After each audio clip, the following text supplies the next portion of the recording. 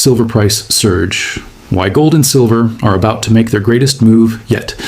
Something is shifting right now. Beneath the markets, beneath the headlines, beneath everything you have been told is fine. Gold is moving, silver is moving, and the people who understand why are doing something very quietly, very deliberately, that the rest of the world will not notice until it is already too late. The numbers do not lie. The patterns do not lie. And what they are both pointing to right now is something that has only happened 3 times in the last 100 years. The question is not whether this move is coming. The question is, will you be on the right side of it or the wrong one? Welcome. You are watching The Hidden Currency, where the financial world is read between the lines, not on top of them. Now, before we go any further, a word to those of you who have been around long enough to have lived through a recession or two. You already know that the news tells you what happened yesterday. We tell you what is coming tomorrow. So if you have not subscribed yet, think of it like this. You would not leave a will unsigned, would you? You would not leave your house unlocked before a storm. 1 tap. That is all it takes. Hit subscribe. Hit the bell. Because what we bring here, you do not want to arrive late to this conversation. Not today. Now tell us something. Where in the world are you watching from right now? Drop your city, your country, right there in the comments below. Because today's briefing is for the ones paying attention, and we are glad you are here. There's a man in Ohio. His name is not important. What is important is what his life looks like right now. He wakes up every morning, goes to work, comes home and checks his bank account. The number is always smaller than he expected. He's not lazy. He's not careless with money. He is simply living in a system that is quietly working against him, and he has no idea why. He is not alone. Millions of people across America and across the world are living the exact same story. The bills are higher. The savings are gone. The paycheck runs out before the month does. And every time they turn on the news, they are told that the economy is recovering, that the numbers are improving, and that better days are ahead. But the man in Ohio does not feel the recovery. He feels the pressure, and that pressure is getting heavier every single month. This is where the real story begins. Not in the stock market, not in the press conferences of politicians. The real story begins in the space between what people are told and what people are actually living through. Since the year 2020, inflation in the United States has risen by more than 30%. That number sounds simple, but what it means in real life is far more serious. It means that a family who was spending $500 a month on groceries in 2020 is now spending closer to $650 for the same items. It means that the rent, which was once manageable, has now become a source of constant stress. It means that the car payment, the electricity bill, the school supplies, the medical costs, all of them have gone up, while wages for ordinary working people have not kept up with that rise. The bottom 40% of American households are not investing, they are not watching the stock market, they are making daily decisions between one necessity and another, the car or the groceries, the electricity or the rent. These are not dramatic choices made in a movie. These are real decisions being made at kitchen tables across the country every single week. The proof of this is visible in the data. Auto loan default rates in the United States have reached an all-time record high. Credit card default rates have also hit levels never seen before in recorded financial history. These numbers are not predictions of a coming problem. They are the evidence of a problem that is already here, already moving through the financial system like a slow and quiet flood. When people stop paying their car loans, it does not happen because they are irresponsible. It happens because the math stopped working for them. The income did not grow fast enough. The prices grew too fast. And somewhere in that gap, the system broke for them. This is happening to millions of people at the same time, and that pattern is one of the clearest warning signs in modern economic history. Now, here is where the story takes a turn that most people are not aware of. While ordinary families were struggling to keep up with rising prices, the Federal Reserve, the most powerful financial institution in the United States, was doing something that received almost no attention in the mainstream media. Since December of last year, the Federal Reserve has created $193 billion in new base money. That is approximately $40 billion every single month, added quietly into the financial system without a public announcement, without a congressional debate, and without a press conference. This process is called monetary expansion. And throughout history, every time a government or central bank has expanded the money supply at this scale, the purchasing power of the currency has declined. The money in people's savings accounts buys less. The wages people earn stretch further. And the assets that cannot be printed, assets like gold and silver, begin to rise in value because the currency measuring them is losing its strength. Jerome Powell, the man who oversaw this period of monetary expansion, has now left his position as Federal Reserve Chair. But the money that was created during his time does not disappear when a new chair takes over. It stays in the system. It moves through banks, through markets, through everyday transactions. And it continues to push prices higher for the people who can least afford it. This is the fracture beneath the surface. It is not visible on the evening news. It is not discussed at political rallies, but it is real. It is growing, and it is the foundation of everything that gold and silver are now beginning to signal to the world. The man in Ohio does not yet understand what is coming, but the markets do, and they are already beginning to move. There is a language that most people have never been taught. It is not spoken in schools. It is not covered in business news channels.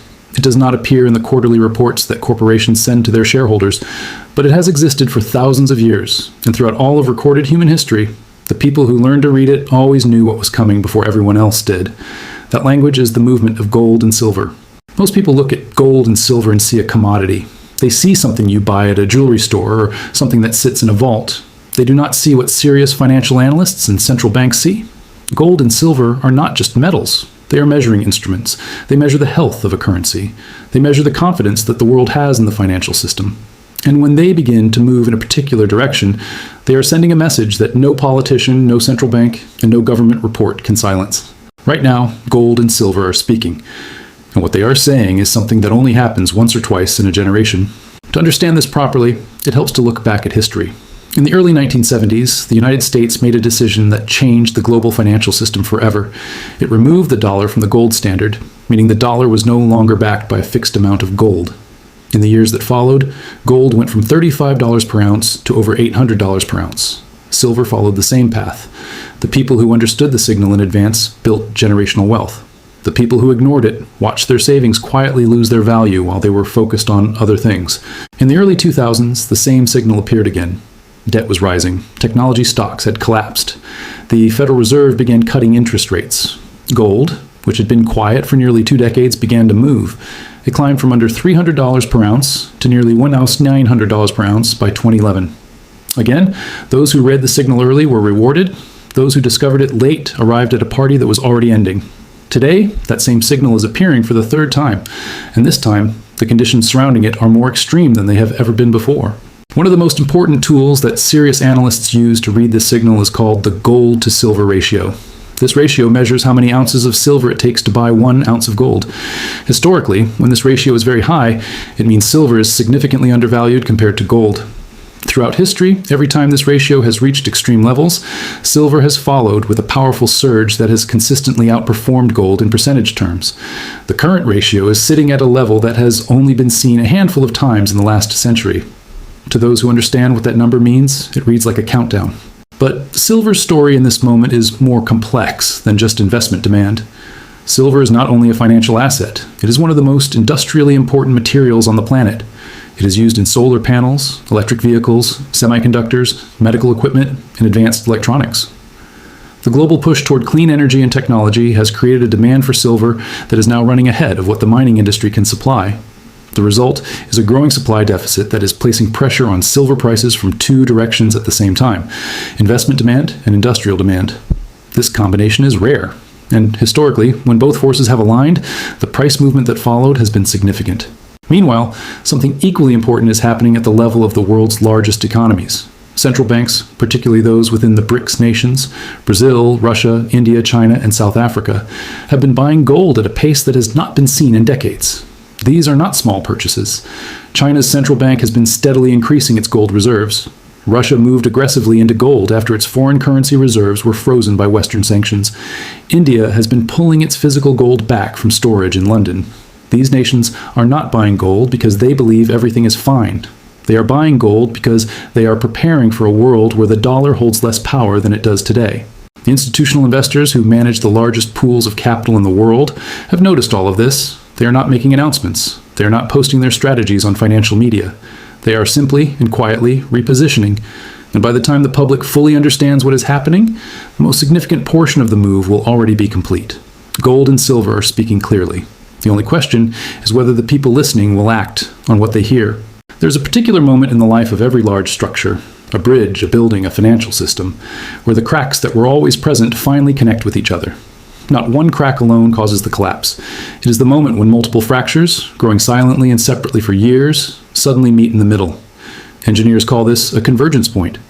And right now, in the global financial system, several of the most powerful economic forces in modern history are converging at exactly the same time. This is not a coincidence, and it is not a cycle that will simply correct itself and return to normal. What is being built right now, piece by piece, is the architecture of one of the most significant moves in the history of precious metals. To understand why, it is necessary to look at each force individually, and then understand what happens when they all arrive together. The first force is the United States national debt. At the time of this writing, the total national debt of the United States has surpassed $34 trillion. That number is difficult for the human mind to fully process, so consider it this way. The United States government is now spending more money every single year on interest payments for its debt than it spends on its entire national defense budget. A nation that spends more on the cost of borrowing than on protecting itself is a nation that has quietly crossed a line from which there is no simple return. Every dollar that goes toward interest payments is a dollar that cannot go toward infrastructure, toward healthcare, toward education, or toward economic growth. The debt is not just a number. It is a weight that is pressing down on every part of the American economy, and it is growing faster than any realistic plan can address it. The second force is de-dollarization. For the past 80 years, the United States dollar has served as the world's reserve currency. This means that when countries trade with each other, when Saudi Arabia sells oil to China, or when Brazil buys equipment from Germany, those transactions have historically been settled in dollars. The system gave the United States enormous economic power. But that system is now being challenged in a way it has never been challenged before. Russia, China, India, Brazil, and a growing number of nations are actively building trade agreements that bypass the dollar entirely. Saudi Arabia has begun accepting payment for oil in currencies other than the dollar for the first time in 50 years. When the dollar loses its role as the world's primary reserve currency, even partially, the demand for dollars falls. And when demand for dollars falls, the price of gold, which is measured in dollars, rises. This is not a theory. It is simple mathematics applied to global trade. The third force is the paper-silver market. Most people do not know that the price of silver they see quoted on financial websites is not entirely determined by the physical silver that exists in the world.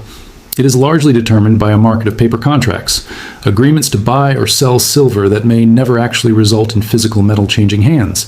For years, the system of paper trading has allowed large financial institutions to influence the price of silver in ways that do not fully reflect the reality of physical supply and demand. Independent analysts and market researchers have documented this pattern extensively. But here is what history shows. Paper suppression systems do not last forever. When the gap between the paper price and the true physical value becomes too large, the mechanism breaks. And when it breaks, the price correction that follows is not gradual. It is sudden, sharp, and dramatic. Those who are positioned ahead of that moment capture the full movement. Those who react to it capture only what is left. The fourth force is the physical supply deficit in silver. Mining companies around the world are not producing enough silver to meet current demand. The solar energy industry alone consumed a record amount of silver last year, and that demand is projected to increase significantly over the next decade as governments worldwide continue to invest in renewable energy infrastructure. When supply cannot keep up with demand in any market, prices rise. In silver's case, this imbalance has been building for years and is now reaching a point where the deficit can no longer be quietly managed. What makes this moment truly extraordinary is not any single one of these forces. It is the fact that all four of them are active at the same time. The debt, the de-dollarization, the paper market fragility, the physical supply shortage, each one alone would be significant. Together they form a structure that serious analysts have rarely seen assembled in a single window of time. The architecture is complete. What comes next is the move itself. There's a fundamental difference between the person who runs toward a fire and the person who built a fireproof house before the fire ever started. Both people are dealing with the same danger, but their outcomes are completely different. One is reacting, the other was prepared. In the world of finance, the distance between those two positions is not measured in courage or intelligence. It is measured in timing. And timing in moments like this one is everything. The information presented in the previous parts of this analysis was not shared to create fear. Fear is a poor financial advisor. It causes people to move too fast, too late, and in the wrong direction. What serious decision makers require is not fear. They require a clear understanding of what is happening, why it is happening, and what a rational, structured response looks like. That is precisely what this final part addresses. The first distinction that every aspiring businessman and serious investor must understand is the difference between speculation and strategic allocation.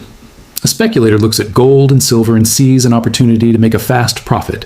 They buy when the price is already rising, they watch nervously as it moves, and they sell the moment it drops slightly, often locking in minimal gains or unnecessary losses. A strategic allocator looks at the same metals and sees something entirely different. They see a store of value. They see a protection against currency debasement. They see an asset that has preserved wealth across every major civilization for thousands of years.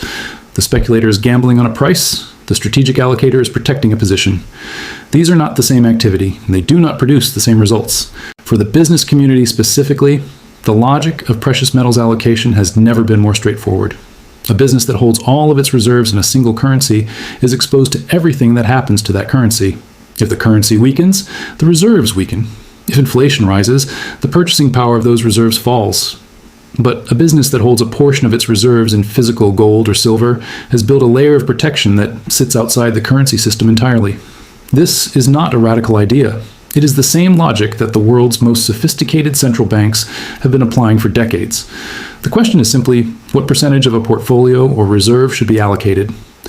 Most serious analysts suggest a range between 10 and 20%, depending on the risk profile of the individual or institution. The exact number matters less than the decision to act on the principle before the moment of urgency arrives. The second critical distinction is the difference between physical metals and paper metals. As discussed earlier, the paper, silver, and gold markets allow financial institutions to trade contracts that represent metals without those metals necessarily existing in a vault somewhere. For a large institution making short-term trades, this system has a certain utility. But for an individual investor or a business seeking genuine protection, paper metals carry a risk that most people do not fully consider. In a moment of serious financial stress, when the system comes under real pressure, the ability to convert a paper contract into actual physical metal is not guaranteed. Physical gold and silver, held directly by the owner, carry no counterparty risk. They cannot be frozen, cannot be defaulted on, and cannot disappear because a financial institution made poor decisions. In a world where counterparty risk is growing by the month, this distinction is not a minor technical point. It is one of the most important decisions a serious investor can make. History has a consistent record on this subject. Those who positioned themselves in precious metals before the major moves of 1971, 2001, and 2008 did not simply protect their wealth. They grew it substantially at precisely the moment when most other assets were declining. The people who acted after the move was already visible on the nightly news arrived too late to capture the most significant portion of the gain. They bought at elevated prices, held through the correction, and in many cases ended up no better than where they started. The window of early positioning is always the most valuable, and by definition, it is always the shortest. Right now, serious institutional investors, central banks, and informed private individuals are moving quietly and deliberately into physical gold and physical silver. They are not announcing it. They are not writing opinion pieces about it. They are simply acting on the information that the market is providing to anyone willing to read it carefully. The man in Ohio from the first part of this story does not yet know that a decision made in the next few months could change the trajectory of his financial life. He is still focused on surviving the week, but somewhere, right now, there's another person who has read the same signals, understood the same patterns, and is making a different choice. That person is not waiting for permission. They're not waiting for the mainstream media to confirm what the data already shows. They understand one simple truth that is held across every financial era in recorded history. By the time the crowd sees the move has already been made. The window is open. But windows, by their nature, do not stay open forever.